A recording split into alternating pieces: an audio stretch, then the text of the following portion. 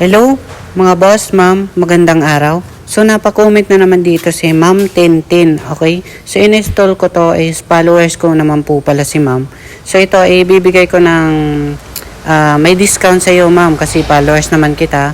Ito, ma-offer ko na Toyota Vios natin. 2023 model na po ito in automatic transmission, okay? So, check natin dito sa loob, ma'am. Ito, ayan. Napaka-fresh pa nito is as new condition in automatic transmission, okay? So, bali, ayan, 7-seaters na siya. May libre pa ng seat cover.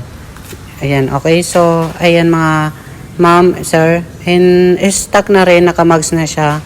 And brand new condition pa naman to. Ayan, may libre ka ng seat cover, okay? So, ayan, mga 7,000 plus pang magagastos mo sana yan. Pero sa iyo, ma'am, ililibre ko na lang yung seat cover. Pinaalis yun ni boss para ibenta ko raw, pero syempre ililibre ko na lang sa kukuha nito.